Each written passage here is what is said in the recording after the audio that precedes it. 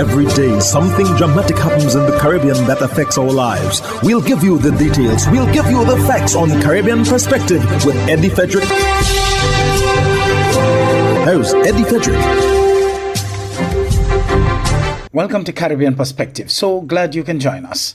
The story that takes the lead in today's edition for Monday, 24th March 2025, and brought to you in association with our friends at Antillean Group. St. Martin officially became an associate member of the CARICOM subgrouping of OECS countries. Details after this important message. Believe in our strength, we'll stand by you. Protection from all, perils big and small. Reassurance we give, it's so clear to see. Peace of mind, that's our service guarantee. We look after all our family. Yes, we do at every opportunity. Antillean Group, underwriters of all classes of insurance solutions for your protection and investment. Live well financially.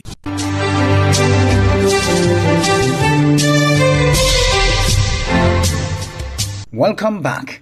In a momentous ceremony held in St. Martin, that country officially became an associated member of the Organization of Eastern Caribbean States, OECS. The event was attended by regional leaders, including OECS Chair Prime Minister of St. Lucia, Philip J. Pierre, who welcomed St. Martin into the OECS family. Gina Felipe of HTS News Force reports. The Territorial Council of St. Martin has taken significant steps towards enhanced regional integration by formally pursuing associate membership in the Organization of Eastern Caribbean States, OECS. On March 19th, during the opening ceremony of the 76th meeting of the OECS Authority, St. Martin signed the necessary documents to join the protocol member states, thereby becoming the 12th member of the organization. Director General Didicus Jules remarks that member states convene during times of volatility in global supply chains, financial markets, and commodity prices, as well as uncertainty in public health. He emphasized the complexities of international relations exacerbated by geopolitical tensions and the shifting alliances that threaten regional stability, alongside the ambiguous impacts of climate change and technological disruptions. Jules underscored the critical need for collaboration and the establishment of alliances that protect the interests of the region. As small island and low-lying coastal states, we know all too well what volatility can feel like. One catastrophic storm can wipe out years of development gains. We know the frustration of uncertainty, from the unpredictability of hurricanes to the instability of some supply chains on which we rely for food, fuel, and tourism. The complexities of the modern global order demand that we be agile and strategic, forging alliances that safeguard our interests. And in the face of ambiguity, where change is constant and the future is not always clear, our best defense is the resilience born of shared purpose. President of the Territorial Council of St. Martin, Louis Mussington, in his maiden address to the OECS Authority gathering, questioned how the territory will spearhead new realities within the organization to foster regional integration.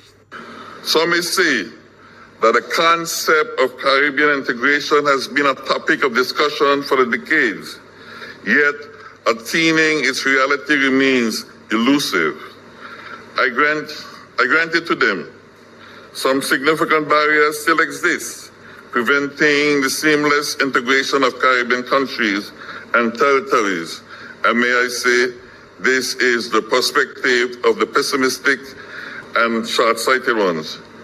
Even though we are witnessing the accession of St. Martin to the OECS, allow me to say that the optimist, more than a distant ideal, our accession to the Organization of Eastern Caribbean States is looking more like an achievable goal. Chair of the OECS Authority, Prime Minister of St. Lucia, Honorable Philip J. Pierre, welcomed St. Martin's official advancement of its position toward associate membership in the OECS. The founding fathers of the OECS envisioned that we had to pursue the path of meaningful economic integration and development. Hence, more than ever before, in this complex and fluid world situation, we must lean on each other and act on the principles of solidarity and resilience that we so often champion.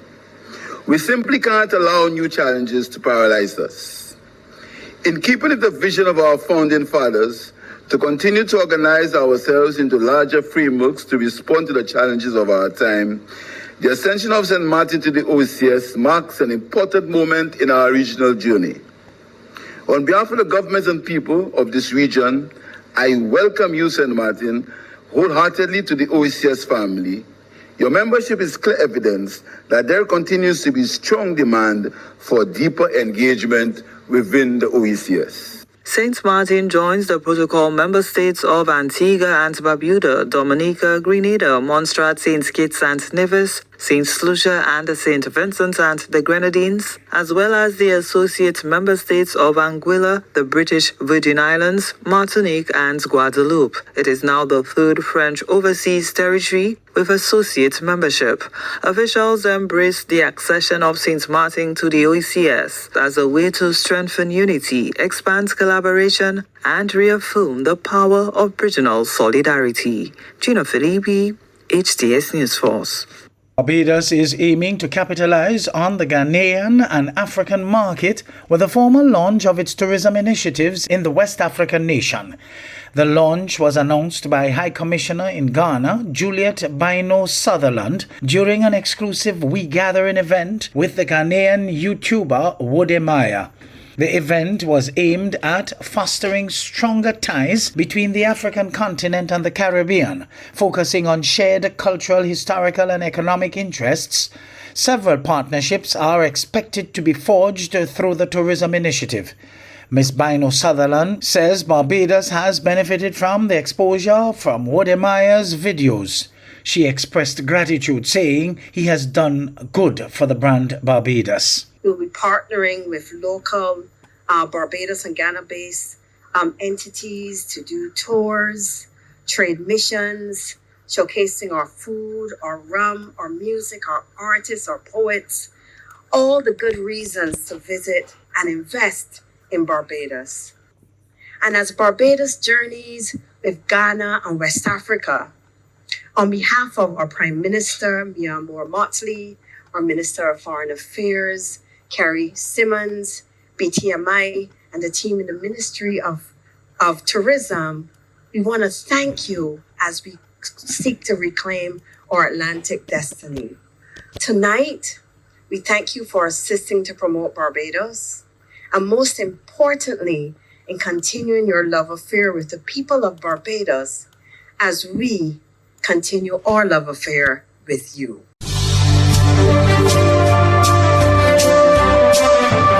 You're listening to Caribbean Perspective with Eddie Frederick, in association with our friends at Antilian Group, underwriters of all classes of insurance solutions for your protection and investment. Live well financially. The march towards the 2026 general elections in St. Lucia was marked by performative politics over persuasive policy.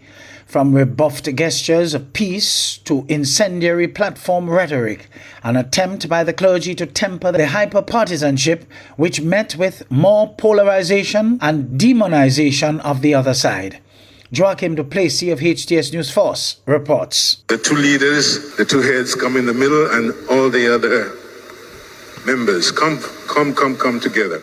Archbishop Gabriel Malzer offered prayers for the prospective candidates and elected officials who will contest the 2025-2026 election cycle, but this solemn occasion was overshadowed by the familiar pantomime that has come to characterize local politics. The Jubilee celebration at St. Joseph the Worker Church in Gros-Islet was marred by perceived political maneuvering.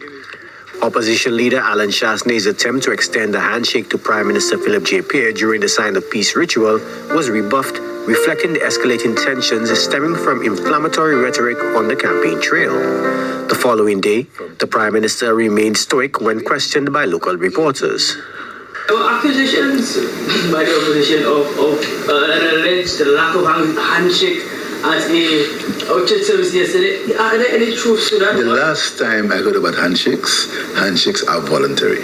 The opposition leader faced accusations from the ruling party that he had snubbed the Archbishop's post-service gathering. Shasney vehemently denied these claims, asserting that he had attended but had to leave for a prior engagement. In fact, when we went there and my colleagues were with me, I said, no, Archbishop wants us to talk. So please go to other tables. A couple of minutes later, everybody came back to the table. I said, what are you doing here? They said, they told us to come back to the table. I said, okay. So we sat around for a while, and then I started getting phone calls because we had a bunch of ladies waiting for us at a restaurant for breakfast. Yes. I saw Emma leaving. I said, okay, well, maybe the Archbishop couldn't make it, so I left. Not to insult the Archbishop. The machinations of the electoral cycle did not end there. Despite attempts to ease tensions within the House of Worship, political discourse quickly devolved into further acrimony later that Sunday. Opposition platform speeches were marked by what some observers described as colonial-era rhetoric, with policy differences underscored by veiled references to capital punishment and public flogging, raising concerns about the trajectory of national debate. Could you imagine that a prime minister is aware of this, but yet chooses to turn a blind eye, and to have such an individual in his cabinet? That prime minister, I know they don't hang these days, but oh my God, he deserves the worst possible penalty by exposing so many of his people to the danger of this individual by empowering him and giving him more power. This is what we are fighting against. So after betraying his ex-boss Kenny Anthony, Philip J. Pierre should be put into the Derek Walcott Square. In the old days, they used to call it Columbus Square, and be flogged. In the days leading up to the church service, street protests erupted in Roseau, characterized by burning tires and barricaded communities, which some framed as public frustration over road conditions. But the people of Roseau this week showed you this week that they had many videos to share with the people of St. Lucia. And so we saw the burning heat of dissatisfaction of a people who lit tires and blocked the road and anything that they can find, trees and old pallets and chairs and old furniture, and they made a statement. The timing of these protests coincided with the commencement of road repairs, leading the Prime Minister to express skepticism regarding their organic nature. These things are very powerful. These images reach as far as China, even Ukraine, these images. Now, I believe, and that's my belief, that this is a means of causing our country to look in a bad light for foreign consumption. Because when somebody sees tires being burnt in the road and barricades in the road, they will not understand that that doesn't affect the majority of people in St. Lucia. That doesn't say that right now, in the same constituency, there is work going on a major highway as we speak. There are millions of dollars work going on in the same area as we speak. So these things are all part of the plan to send a bad image out for St. Lucia. All part of a plan to pretend that things are worse in St. Lucia than they are. By the opposition. Amid widespread cynicism, the attempt at divine intervention within the supposed sanctity of the House of Worship appeared to fail in quelling the corrosive flames of polarization and discord, raising alarms about the further erosion of public trust in the political system, exacerbated by every viral social media moment that contradicts the supposed Christian way of life. Joachim Duplessis, HTS News Force.